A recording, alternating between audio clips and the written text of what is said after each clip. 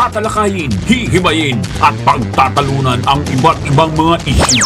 Karambola sa DWIZ. Programang pwede kang mag-good pero pwede ka rin mas-crash. At ngayon, narito na ang inyong mga karambulista at ang programa Karambola sa DWIZ.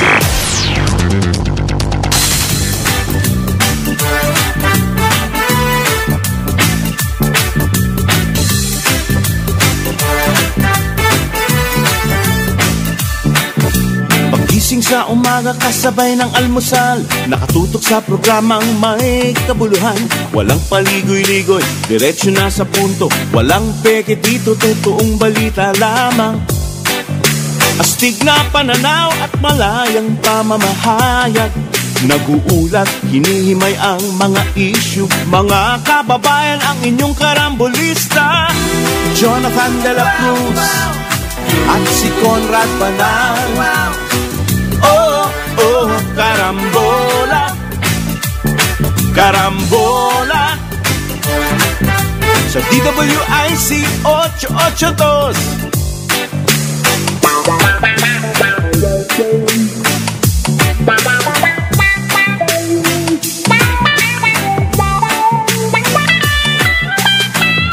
Kaya tumutok na at huwag bibitaw. Alamin ang nangyayari sa bayan nating mahal. Oh, karambola, karambola, tuwing umaga.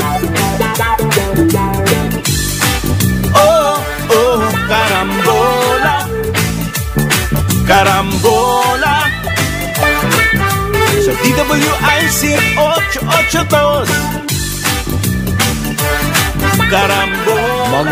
Magandang umaga, karambola sa Aliw Channel 23 at DWIZ 882. Ako si Conrad Banal, kasama natin Joel Laksamana. Good morning, pare. Good morning. Mapapakinggan, mapapanood ng karambola sa aming website www.dwiz882am.com. I-download ang DWIZ 882 app. Live tayo sa Facebook, YouTube. Follow, like, share, subscribe, comment. Ang ating text line, 0999-376-6768. Live po tayo, mapapanood din tayo sa Aliw Channel 23, digital channel yan. Okay? Scan nyo lamang, paakyat, pababa ang inyong mga receivers, ang inyong TV, makikita nyo na. Kasi iba-ibang channel yan sa mga iba-ibang cable. Okay? Good morning. Good morning. Magandang umaga. Good morning. Yan. Happy birthday muna. Happy birthday. Ayokong batiin yung aking kababata na nandiyan sa San Diego, si Ramon Estrada. Uy, sa San Diego. Sa San Diego, California. San Diego, Ramon Estrada. Ano yan retired na siya ngayon. Retired na. Never retire, pare. Never retire. Always, tuloy-tuloy lang yan. No? Tapos yung Happy birthday. Pare, abot ang pansit sa San Diego, ha? Pwedeng dyan. Hindi, madali magpadala rito. Madali yan. Madali magpadala ng pansit. Pagkatapos, si Francis Nang, ang aking kasama sa Rotary Club of Makati, Dasmariñas, birthday niya rin. Ayoko rin batiin. Hindi naman tayo kasi nababati. Ayaw namin kayong batiin ng happy birthday, Ramon Estrada at saka Francis Nang. Okay. Kayang kaarawan. Ikaw, wala ka bang gustong batiin? Wala, meron akong nakita sa Facebook, nakakalimutan ko sino. Ayaw mong batiin? Ayaw. Pagda muna. Powers that be. Naku. Yan daw po ang dahilan. Okay. Talagang, alam nyo na, ang balita, di ba? Alam nyo na si Senator Juan Miguel Mig Zubiri pinalitan na ni Senator Francis Cheese Escudero bilang Senate President. Kahapon po, yan ang mainit na mainit. Malapit na mag-adjourn ang Kongreso Ito ang mga headline Ayan lang Migs out, cheese in. Ayan. Sa ngayon May 21 bukas. Bukas break na sila. So bago mag-break, sine die kung tawagin. Ano na po yan?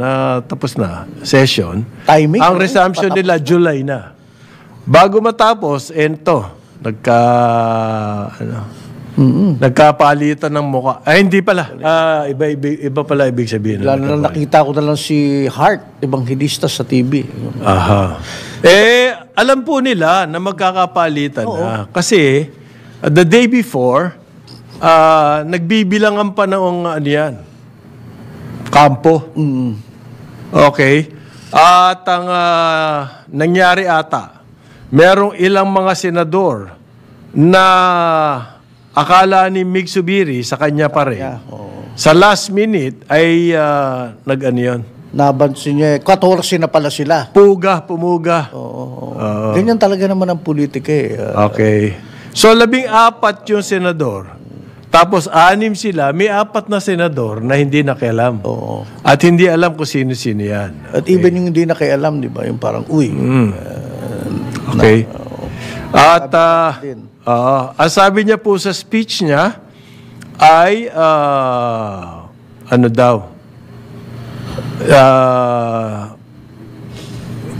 not following instructions siya. Kaya siya napilita mag-resign. Powers that be. Para bang basahin nyo na lang. Sino kaya yung powers that be? Well, kasi naman sa Senate presidency ni Senator. Ibig mo sabihin nyo pa... Marami na nangyari, even from the nakaraan di ba? Well... Chacha pa lang medyo nagka-problema na tayo dyan. Ibig mo sabihin yung Senado, hawak ng powers that be? Hindi independent ang ating Senate? Ganun ba lumalabas dito? Sakit nun? Independent yung mga yan, bro. Independent. Pero pag merong powers that be, kung maniniwala kayo kay Senator Zubiri, nag-resign na lamang siya kaysa magkaroon pa ng botohan. Dahil sigurado matatalo na siya. So, ganito lang yan, sabihin, Senate President, we have the numbers. 14 na kami. Kailangan pa bang showdown? Hindi na, di ba? Wala na. Kakahiya pa. Kakagulo pa kayo doon. Kaya raw may nangyari yung... So, undignified ba? Kaya vote nag-resign out of siya. office ka, di ba? Ibig sabihin, hindi siya nag-resign.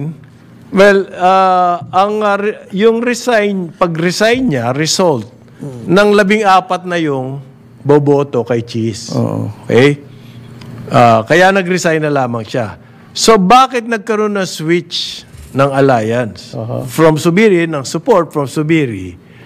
Ang tanong, nag-switch na support from Zubiri to another, whoever. Another senator. Ang sabi po ni Zubiri, nakalimutan niya raw. He forgot to follow instructions from the powers that be. Ano masasabi mo, bro? Yan ba dapat sinasabi yan in public? Well, siya siguro... Sa corporate kasi, you will never say that Dala na rin ng, siguro, ng sama ng loob.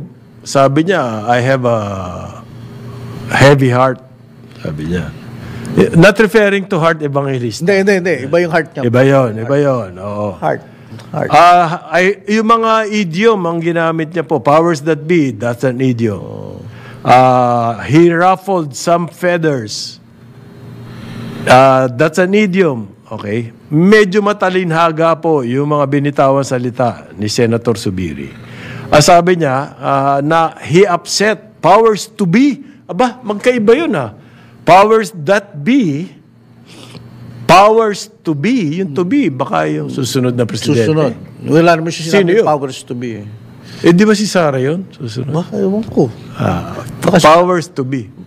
Baka naman Senator Zubiri. Malayo pa yun, bro. Powers that be, powers to be, baka powers wanna be. Yeah, I was about to say that. Powers want to be. Pwede rin, powers wanna be. Uy, meron nun. Meron ba nun? Meron nun. Ang indikasyon po nito kasi, para lumalabas sa bawat makausap namin, hawak ang Senado ng kung sino man tao. Ibig sabihin na kayang i-influence yung mga ibang senador. Ayan. Kanina, pinakikinggan ko yung programa ni Paring John. Si Paring John. May nagtatanong daw, matagal na bang yan? Opo, matagal na yan. Brewing for a long time. Dahil nagsimula yan, ayon mismo kay Zubiri sa kanyang press conference, pare. Nagsimula yung PI nila sa House. Yung PI hindi po mura yon, yung People's Initiative. People's Initiative dyan sa House. Binarabara po ng Senado yan. Yan yung movement na hindi alam ni House Speaker Martin Romualdez. Kasi ano lang daw siya, advisor lang. Okay. Hindi niya in-advise against it. Mga tao niya. Okay, yan po yung pirma sila Noel Oñate, bigla na lang lumutang at inako. Sa kanila daw yan. But nobody believed them, of course. Nagkabara-bara po sa Senate yan, yung PI nila sa House. Kasi ang Senado, gusto pa nga imbestigahan ang punot dulo niya, kaya pinatawag nga yan sila, Paano biglang nagkapirmahan? Ang dami-dami. Kaninong pera ginamit nyo? Perang ginamit niya. Isa po sa mga maiingay dyan, yung kapatid mismo ni BBM, si Senator Amy Marcos. Pagkatapos, isa pa daw, reject it, daw niya, tinabla niya, yung timeline na gusto ng House leadership. Ano ibig niya sabihin niya ng House leadership? This is Speaker Martin Romualdez. Meron silang timetable, gusto daw ng, apparently, hindi niya naman pinangalanan ni Speaker Martin Romualdez, ang gusto daw, sundin yung timetable ng House. Okay? Para mapabilis daw yung mga, resolution of both houses number 6. Yan yung tsa-tsa. At ang timeline niyan, before the Holy Week. Isa na naman daw yan. But take note, by the way, yung mga sinasabing mga issue na yan, PI, ano sabi mo? Tsa-tsa. May mga kakampi, may mga, meron ng sinong ang anti at sinong hindi. At si Speaker Zubiri, itong mga purportedly bumotong against sa kanya dito, kasama niya. Oo nga, hindi, ganun talaga ang politics, pare. I mean, kung ako, pare, kung ikaw, di ba may laro kami sa golf? Hindi makukuha sa text siya, kausapin. Politics ang tawag. No permanent enemies, no permanent friends. Para ma-explain kayo sa mga taga-subaybay kasi yung golf, papalo kayo, palapit kayo sa green. Mangyayari kung apat kayo, kampihan. Pero this time, walang kampihan. Basta, drive yung isa, yung susunod na drive, kung sino magkalapit, yun ang magkakampi. Iba-iba. Nag-iiba-iba. Now, bakit tinawag na politics? Kasi ganyan po ang politics. Hindi mo masasabi, sa kada palo, nagbabago Sino kakampi mo at sino? Which mabalik ako rito, pare, kasi gaya nito. Ito, sabi mo, si Senator Amy was very much in-expose niya yung PI kasi saan nanggagaling yung pera. Ngayon, tapos biglang mangyayari to. Ito ngayon, May, May 21, 20. Kung ako yan, pare, tatawagan ka agad kita. Hindi ako aasa sa text, pupunta kita sa bahay. Padre, ano to? Gaganon ako sa'yo. Nangyari, may sama ka ba ng loob sa akin? Hindi, matagal na nga raw kumukulo ito. Para brewing nga, parang kape. Noong pa kumukulo. Kailan ba yung PI? Tagal na ng PI. Oo nga So, pero he was holding the fort. That's another idiom. Napipigilan niya po dahil yung kanyang mga supporters solid. Ngayon, kaya nangyari to, all of a sudden, meron na pong mga umigkas. Okay, all of a sudden, you use that phrase. Kasi I'm doubting that, bro, yung all of a sudden, yung biglaan na ganyan Hindi nga, dati, hawak niya. Di ba, matagal na yung out Zubiri move, chumichismis na report na nga yan Pero hindi po nangyayari. He would laugh it off. Dahil, kumbaga, yung grupo niya, solid tayo. Solid. Itong mga pangalan na to. Pangalawa na raw po ito. Yung una, yun nga yun sa PI nila. So, 14 po yung gusto sinabi, we have the numbers, so wala na kayo. Merong heartbroken daw siya dahil meron daw mga senador committed na hindi aalis sa kanya, pero all of a sudden, Ayun yan, pare. Commitment. umigkas. Ayan. At magkikita pa kayo kinabukasan. Well, sa bagay, magsisinidi na nga. Di ba? So, tinanong si, Hindi kayo magkikita ngayon. So, tinanong si Subiri, tingin mo ba Malacanang yan? Hindi po nag-comment. O, di oo, ibig sabihin. No? Sino sa Malacanang? Yeah. Pero ito po, ang Chacha raw, kumbaga, si Escudero, number 1 anti-Chacha. Oo. Kaya Diba? Chacha is dead. Oh, Chacha is dead. Pag ganyan, si Senado. Yung WikiLeaks, si Escudero yung number 1 na WikiLeaks. Yung PIDEA Leaks. Wikileaks ka dyan. Iba yun, balik kay Arman Assange yun. WikiLeaks. PIDEA Leaks. Pidea Leaks. Ayan, yung recent lang yan. Antay din dyan si Escudero sa hearing na yan. So palagay ko, dead in the water na rin yan. Pati Chacha. Yeah, and by the way, yung Pidea Leaks na yan may, kumbaga, the nail on the coffin o kahuli-hulihan yan. Ano ba kinalaman pala yan. Oo, may kinalaman yan. Definitely sa akin. Ang ano ko dito nga, ano ba itong lahat na to? Ano ba yan lahat? It has something. Ganito pa rin po yan. Marcos Duterte politics pa din yan. Yun pa rin. Yan ang nangyari dyan sa Senate. Saan ba galing si Senator Zubiri? In the end, anong district? Ano bang... taga Mindanao yan. Mindanao Mindanao. Ang hirap nun. Surigao. Ha? Surigao ba? Bukidnon na ba? Hindi, Bukidnon. Bukidnon. Oo, Balay-Balay. Balay, Bukidnon. Di ba yung tatay niya? Iba pala yung Surigao, sorry. Si Barbers yun. Ace Barbers, Barbers. Mindanao. Sa Balay, Bukidnon. So, Mindanao. Yung sa WikiLeaks ngayon, WikiLeaks.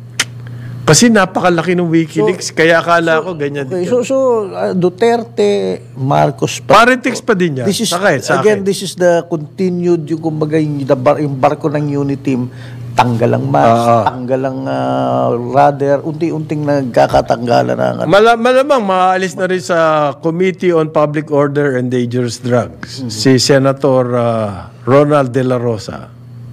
Okay? May mga bago ng halal na opisyal. Pero kahapon po, lumabas yung order detaining itong si dating PIDEA Morales. agent, Jonathan Morales. Pinadetain po ng Senate kasi daw nagsinungaling siya. Okay? Mali yung sinabi niya nung nag-apply siya ng bilang PIDEA agent. Nagsinungaling siya, sinabi niya wala siyang kaso. Okay, kaya po napadetain siya. Okay? Yun ang latest dyan. Tapos si Ochoa, lumabas na si dating executive secretary. Paquito Ochoa. Wala raw siyang kinalaman. Wala siyang kamalay-malay. Ni minsan di niya na-meet din yung boss nito, di ba sabi niya? So, wala akong connection dyan sa PIDEA, sabi niya. Ang sabi po kasi nito si Jonathan Morales, si Ochoa daw yung nag-utos doon sa kanyang dating boss, si Kaktak ba yun? Oo. Gadapan. Carlos Gadapan, na namatay na.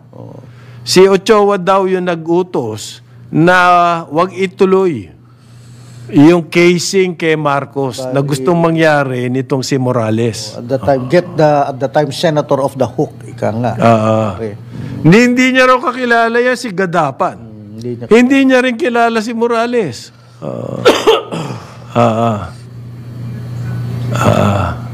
Tinanong siya, nakita niyo ba yung mga PIDEA documents? Documents ang tawag ni Bato? Doon? Wow. Sabi ni no. Sabi ni Ochoa, no. Okay. Hindi raw, wala siyang, pangalan ata, hindi niya alam nitong si Morales. Okay. Yan po yung latest PIDEA leaks. Indikasyon daw ba itong nangyayari sa Senate, parang Joel? Ano sa tingin mo? Ng elections to come. Obviously. Talagang May effect. Doon na tayo patungo. At ika nga, kumbaga sa barko ng unity, ayan unti-unting natatagpas yung iba-ibang parte, ganyan. Ang ano ko lang dyan. Marcos Duterte politics pa. Oo. Si VP Sara is somewhere there in the target there, but you are being, something is being reserved for her. Kayo na akong basa pa. Well, merong latest Okta survey po. Hindi kasali sa Senate yan, pare. Well, Independent survey yan parang related Uy! Ang Okta survey, bakit? parehong Vice President at saka si President, si Sara at saka si BBM, parehong bumagsak ang survey. Ang si BBM, ang satisfaction rating niya, 65%. Si Sara, ang kanyang satisfaction rating, 64%. One point. At satisfaction po, yan yung sa performance. Okay. Nung nagsimula sila, yung first survey nung nagsimula sila. Kailan yan? Nung Oktubre? October of 2022. Kasi umupo sila July. Okay. So July, August, September, October. Yung survey nung October for the previous quarter, ang satisfaction ng presidente noon ay 78%. At si Sara ay 80%. Layo. So ngayon, si Sara ay 64. 16 points down. 86 to 64. At ang presidente from 78 to 65. Kung tutuusin po, yung 65 at 64 ay napakataas pa rin yan. Mataas pa rin. Ako, Para sa akin, para yung 80 and 78, it's not sustainable. Hindi. Di ba? Kasi noon, euphoria pa yan. Euphoria yun noon. Katatapos lang. Nasa alapaa pa kayo. Mataas pa ang pag-asa ng bayan. Oo. So, may euphoria pa kung tawagin yan. Okay, yung effect. Razorheads pa kayo. Marami na nangyari. Sabi nga ng survey, ano ba pinakamalaking concern ng Pilipino? Pagkain po, yung pagtaas ng presyo. Hindi po yung hinayupak na West Philippine Sea, classmate John. Or chacha. Hindi. Malayo sa bituka yung chacha. Malayo sa bituka. Pagkain, trabaho. Trabaho. Inflation, taas ng bili. Pero nakakatawa yung yung spin. Anong speed? For the first time daw, yung score ni Sara mas mababa kaysa kay BBM. Yun ang nililid ng spin. mga Kasi si Marcos 65 at si Duterte, Sara, ay 64. Ang tanga nyo, statistically tied yan. Tied. Plus or minus 6. Balik kailan kinuha? Plus or minus 6. 64, 65. Patas lang yun. Ha? Balik kailan kaya tinikin yung survey? For March 24 to 27. Pero kahapon lang na-release. Wala pang Abril, Mayo. Wala pa yung El Nino. Wala pa yung interview ni First Lady. Wala pa yun. Wala pa yung mga rally-rally. Wala. March. Pero meron kapansin-pansin dito. Parang si BBM at saka si Sara made for each other. Oo nga hindi sila malalayong nagkakalayo sa numero. Ang highest po ng satisfaction ni BBM ay sa Luzon. Na 75% siya. Yan ang pinakamababa ni Sara. Understandable. Sa Luzon. Pinakamataas ni BBM, Luzon. Yan ang pinakabababa ni Sara. Okay? At although yung mababa ni Sara na yun, 57%. 75% yung satisfaction rating ng presidente. Pero sa Mindanao, ang satisfaction rating ni Sara, 93%. At si presidente ay 48%. Well, again, kumbaga, yung pinakamataas yung bailiwick ni Sara, yun naman ang weakness ni BBM. At yung yun naman, strength ni BBM, doon mababas. yun mababas. But then again, hindi ka Parang bagay na bagay. Hindi ka sorpresa. Even before, nung una silang, nung uusap ako sa mga tambalan, yan ang pinag, ano, yung alam na yan. Nakita alam na yan. Kaya nga, yun pinagsama sila eh. Ganun po yung trust rating at saka satisfaction, halos pareho. Hindi naman nagkakahiwalay. Pinakamababa pa rin ang presidente sa Mindanao. Pinakamataas siya sa Balas, Luzon. Ganon din naman yung trust rating kay Sara. Okay? So para bang bagay na bagay sila eh. Pareho sila bumabagsak sa bayan, no? Oo. At siyempre, yung isa pang survey na sinasabi namin sa inyo, yung Marcos versus Duterte politics, 31%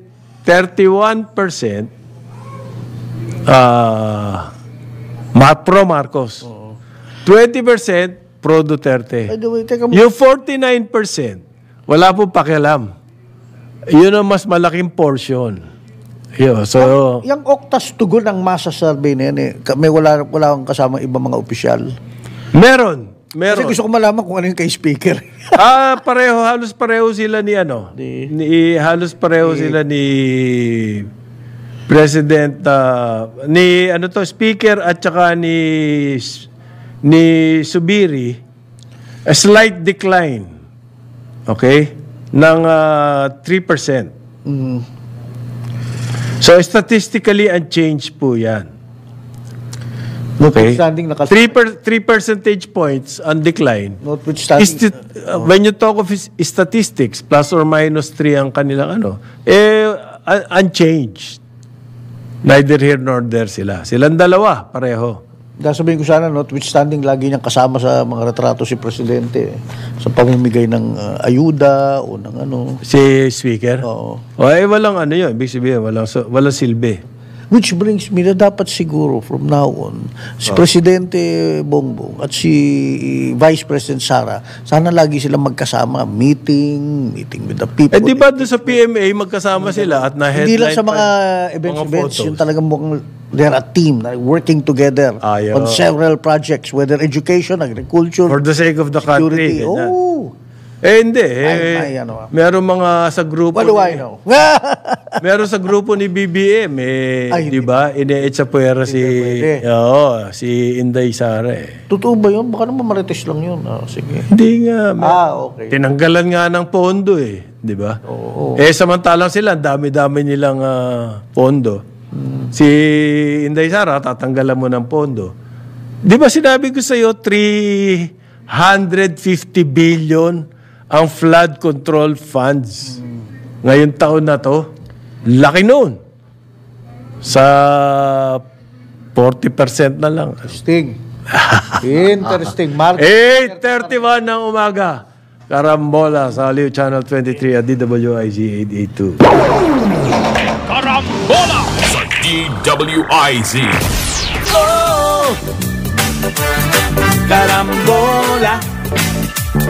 Karambola,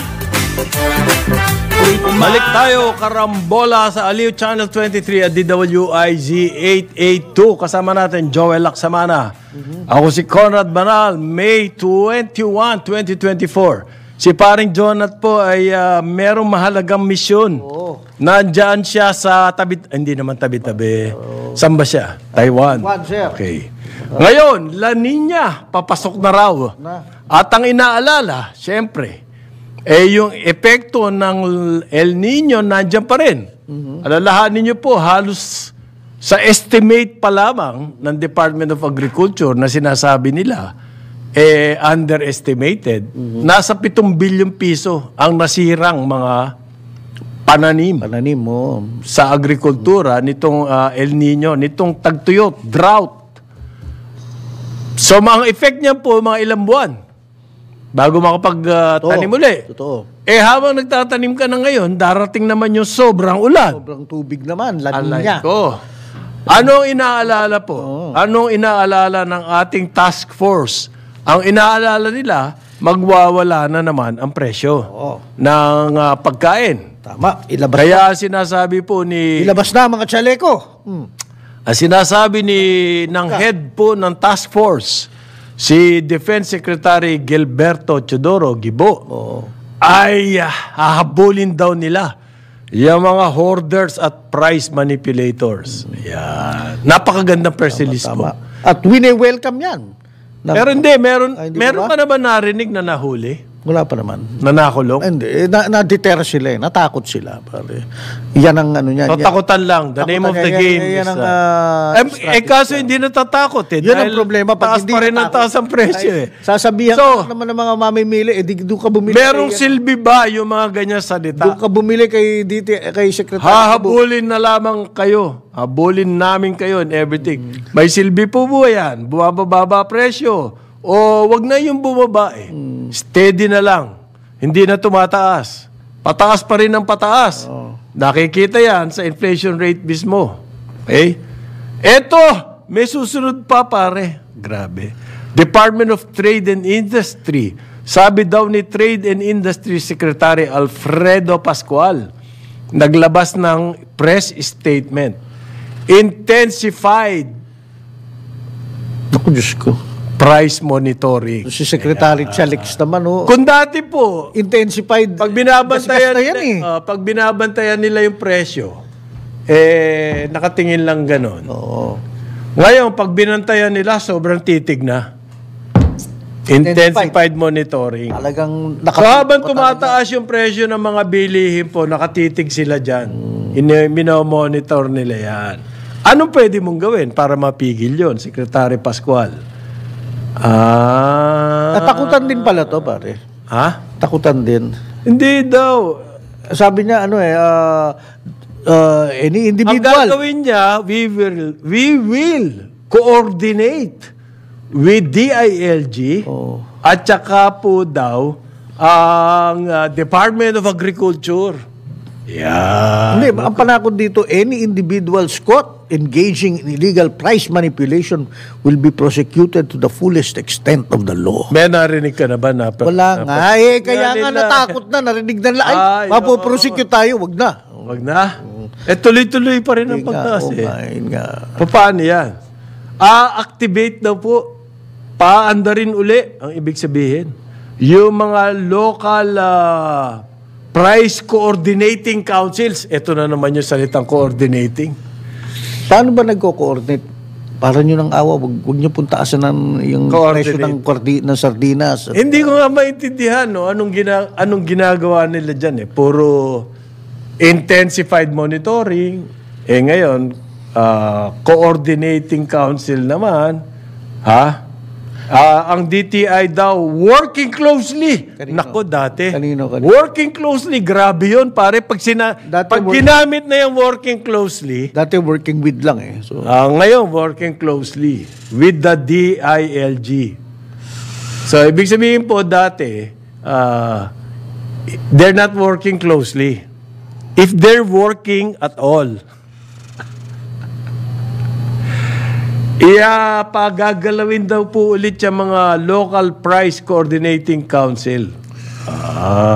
Kasi yan daw po gagamitin nila ng DTI. Matakot kayo rito. Nako, yan, i-reactivate. Oo. Dati meron na. Meron na. So may data yan na may mga nahuli na. Natulog. Ngayon, gigisingin ulit daw. Dahil yan daw po mga councils na yan, ng local price coordinating councils. Yan daw po ang kanilang magiging partner. Saan? Saan nila partner?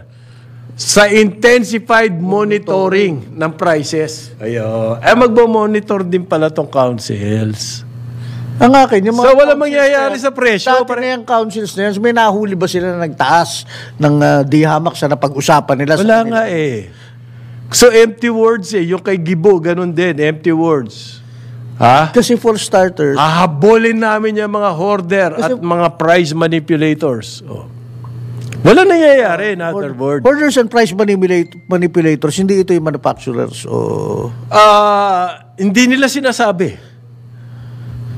Pero ang mga manufacturers daw, ayon sa DTI, voluntaryo. na hindi magtataas na So, presyo. isabi-sabi lang nila yun. Kasi, look, ang manufacturer, hindi sila masasamang tao. Yan, may mga cost yan. Magkano nila binili yung raw materials, presyo ng gasolina, pasweldo. At saka meron po sinasabing you're pricing yourself out of the O, market. pag sumobra ka naman, taas na, mawawala. Ang ating mga manufacturer o processed food, ang tindi po ng competition dyan. Oo.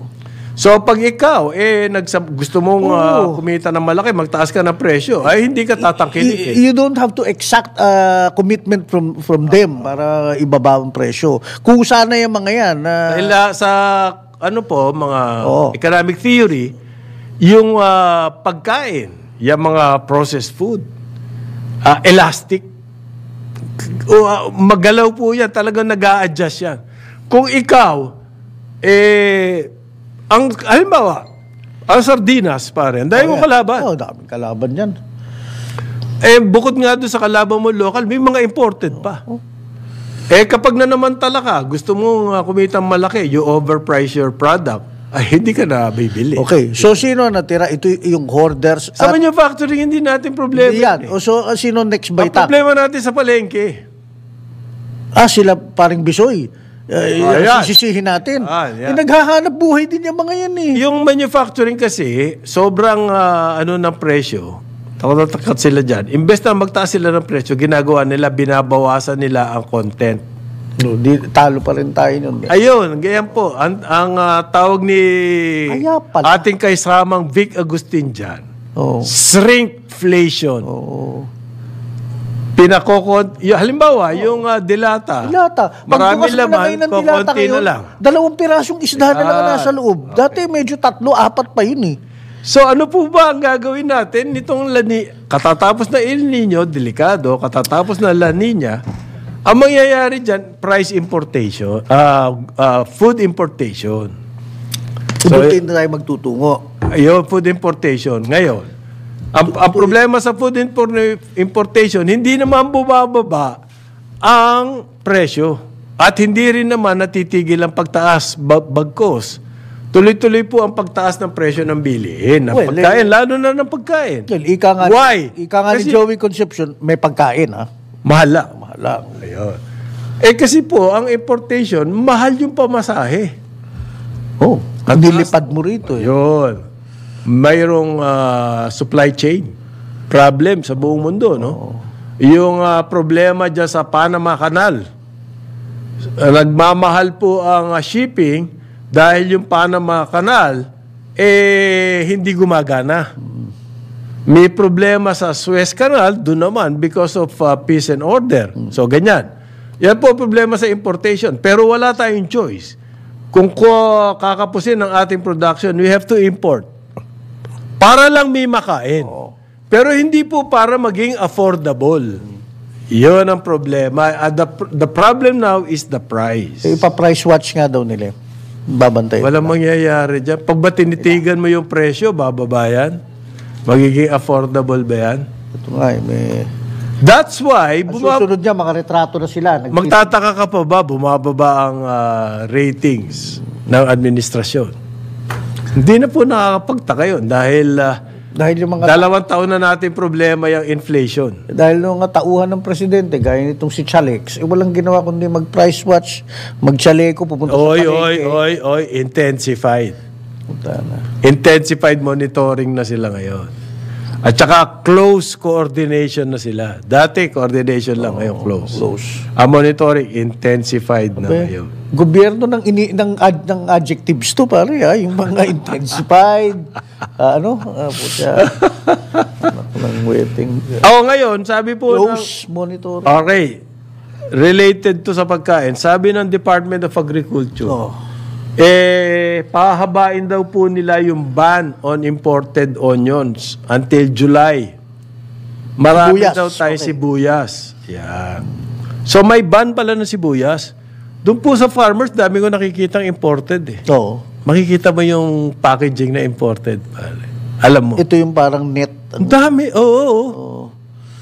Sako-sako. Pati kalamansi. Isang buong tindahan, puro ganun. Sako-sako. Ayan pala ang ibig sabihin ng ban. No? Ibig sabihin po ng ban, may nakakalusot. Ano yun? Smuggled pa rin? Pero maganda ang presyo ng sibuyas ngayon. 70 to 160. Dati nagkaroon kasi na sibuyas queen. Yan po ang number 1 indication ng smuggling. Sa sibuyas. Sa sibuyas. Oo, sa sibuyas. Okay. So, may ban na, pero may makikita ka pa mga imported. Paano kung wala pang ban yun, pare? May ban na on importation of onions. Pero may makikita ka pa rin, ulitin ko, na imported. Paano nangyayari yun? Baka naman they've slowed it down to a trickle or a manageable stream. Hindi, ibig sabihin ng ban, zero. Ganun ba? Hindi. Ikaw naman masyado kang taas na standard mo. Bakit? Dati, deluge. Inano nila. Binan nila. Jingle na lang. Konti-konti na lang nakakalusot. Ayan. Yan po sinasabi ko na wala naman sumusunod. Sa gusto mangyari, halimbawa, sabi ng DTI, suggested retail price. Suggestion lang yun eh. Kumbaga sa traffic light. Hindi kailangan sundin talaga. Baka gusto nyo tumigil pag red. Yan. Ngayon po,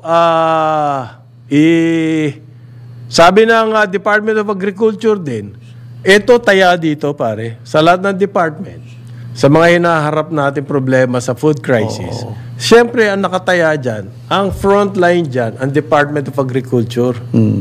Wala tayong masyado naririnig na kung ano-ano ang gagawin nila. Okay? Kahapon daw po, dinipensahan ng Department of Agriculture yung pagbenta ng bigas sa mga kadiwa na 29 pesos per kilo. Ano ang kanilang depensa? Para daw po sa mahihirap yan.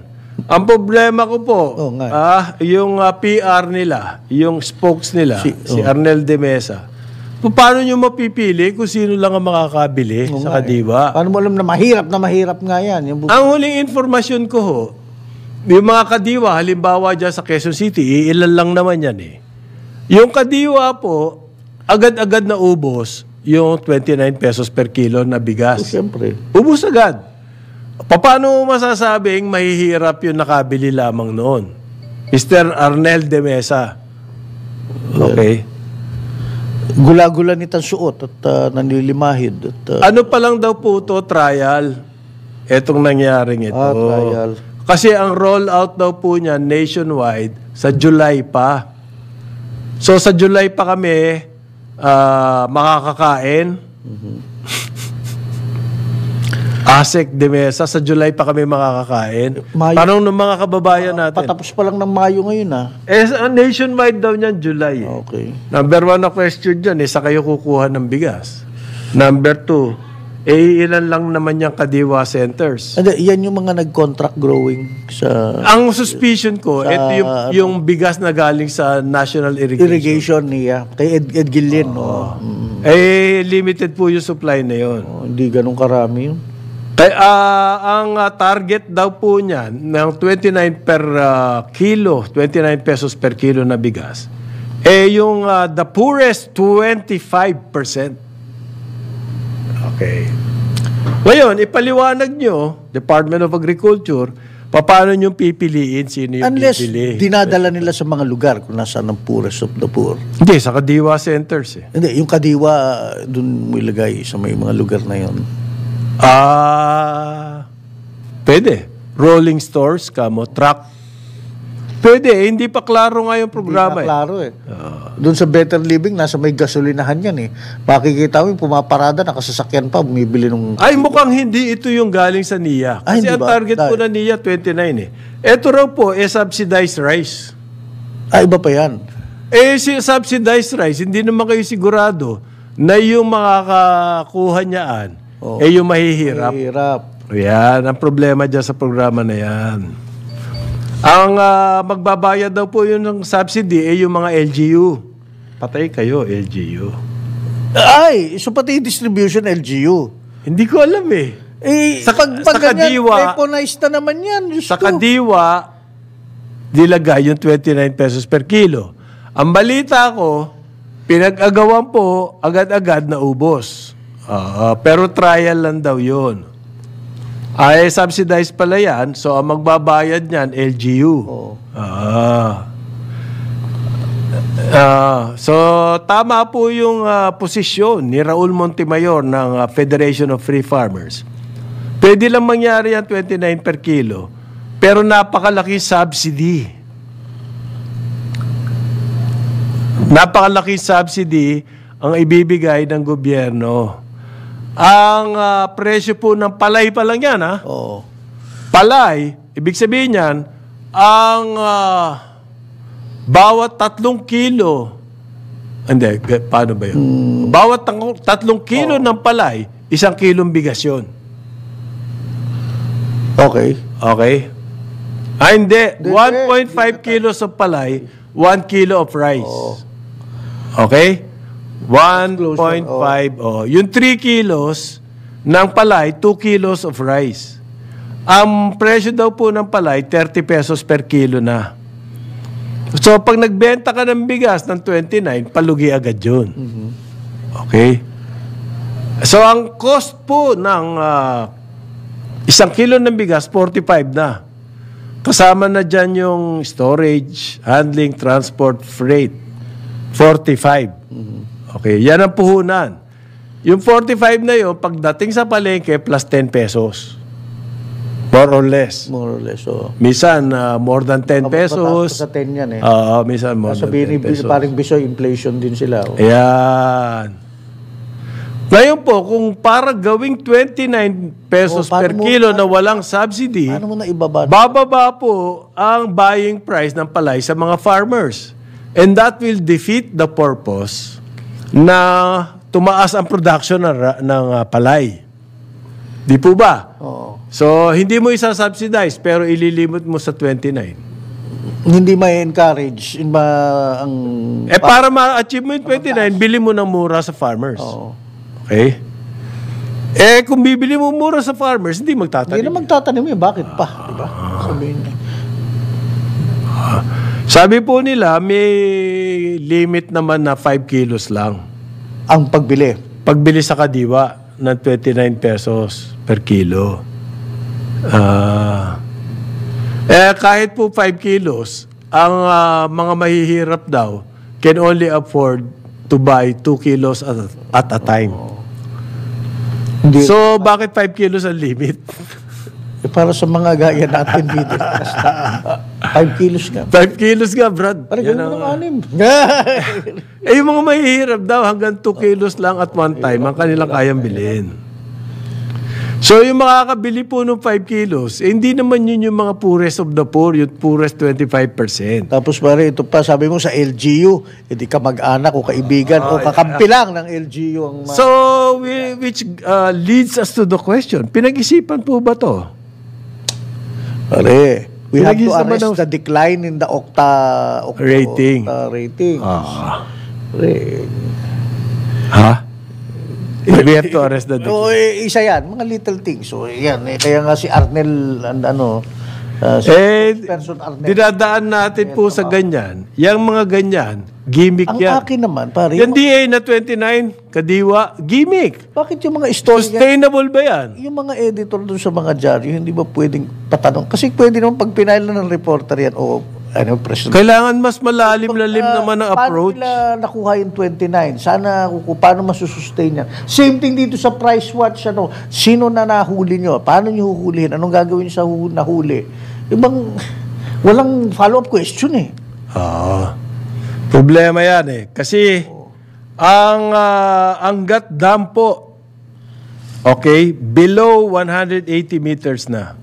Bumagal na daw ang pagbaba, sabi pero bumababa pa rin. Bumababa pa rin. Hindi, yan din ang press release nila, pare. Tingnan mo yung mga play on words na. Oo bumaba na ang pagbaba. Pero bumababa pa din, pero bumagal na raw ang pagbaba. Alam niyo po, ilang bagyo ang kakailanganin ngayon para mapaakyat uli yan doon sa safe level. Kaya nakikiusap daw ang MWSS. Na alam naman natin, puro kagaga. Nakikiusap daw po na magtipid. Na magtipid tayo, nakikiusap. Ayan. Patrick Dizon. ang head po ng MWSS, Water and Sewerage Management Department. Ayos. Okay? Ano kaya mangyayari dito, pare? May tubig pa kaya tayo? Meron pa naman, pero you know what, tapos sinasabi nga lang magkakaroon ng bagyo sa end of May. A lot of these forecasts yan. Ang hirap umasa sa... Ang hirap umasa sa forecast. Ang masaklap, yung tunay, nakikita natin, bumababa pa rin siya. So, ang sabi po nila, binabawasan na raw ng Maynila at ng Manila Water ang pressure. O kasi binawasan na sila ng NWRB ng allocation. Oo, in selected areas. So, pag nawawalan po kayo ng tubig, yun na yun. Ayun na yun. Binawasan na yung pressure. Kasi 90% ng ating tubig ay nanggagaling dyan sa Angat. 180 meters po yung level. Na-achieve na natin. Bumagsak na rabilo. Yung MWSS, may pangako pa sa atin yan. Ipapaliwanag nila yung nangyayari sa kaliwa. Medyo... Na laki-laki na nilalabas na pera.